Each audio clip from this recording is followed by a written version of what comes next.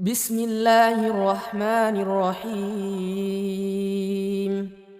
امام نسائی نے اور امام بخاری نے ایک روایت نقل کی۔ اللہ کے رسول صلی اللہ علیہ وسلم نے فرمایا کہ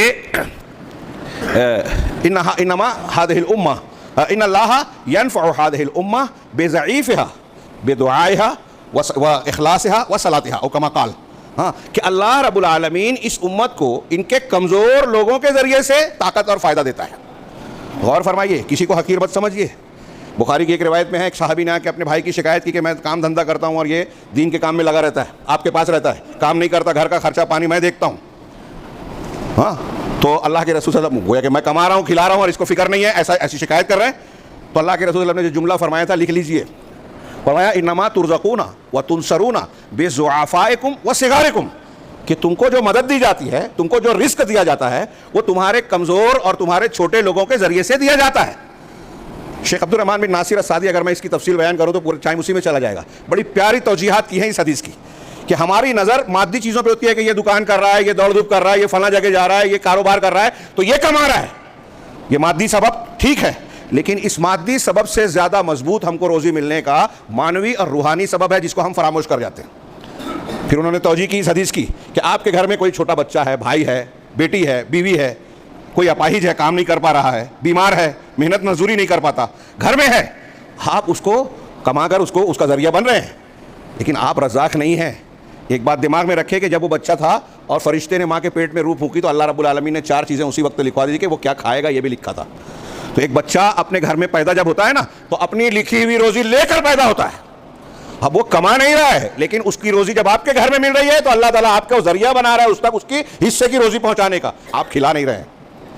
تو پہلی بات یہ کہ آپ کے گھر میں جو کمزور ہے، جو بیمار ہے، جو چھوٹے بچیاں ہیں، ان کا اپنی قسمت کی جو چیز لکھی ہوئی ہے وہ اس کا آپ ذریعہ بن رہے ہیں۔ تو قسمت ان کی آتی ہے آپ کے گھر میں، آپ شادی کر کے ایک بیوی کو گھر میں لاتے ہیں نا، تو اس کی قسمت بھی لا رہے ہیں جو اللہ نے اس کے لیے کھانا پینا لکھ رکھا ہے۔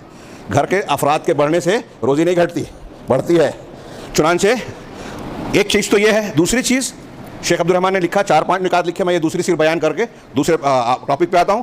انہوں نے لکھا کہ جب کمزور، ضعیف یا چھوٹا آدمی دیکھتا ہے کہ میرے ابا، میرا بڑا بھائی، میرا فلاں محنت مزدوری کر رہا ہے اور اس کے کمانے سے ہمارا گھر، ہماری روزی روٹی چل رہی ہے، تو وہ اپنی نمازوں میں، اپنی دعاؤں میں اللہ کو پکارتے ہیں کہ اللہ ہمارے والد کی، ہمارے بھائی کی مدد فرما، ان کی روزی کو کے حصول کو آسان کر دے، ان کی روزی میں برکت عطا فرما، وغیرہ وغیرہ۔ تو نے ہماری روزی ان کے ذریعے سے لکھی ہے، لہٰذا تو ہمارے لیے اس کا، بلکہ بعض روایتوں میں ہے، تفسیر ابن کثیر میں علامہ ابن کثیر نے سندوں کے ساتھ بیان کیا کہ اگر کوئی گھوڑا پالتا ہے تو گھوڑا ہر روز اپنے مالک کو دعا دیتا ہے۔ آپ کا گھوڑا آپ کے گھر میں چارہ کھا رہا ہے نا، وہ دعا دیتا ہے آپ کو، تو ان دعاؤں کے بدلے میں آپ کی روزی میں برکت ہوتی ہے، آپ کو اللہ کی مدد ملتی ہے۔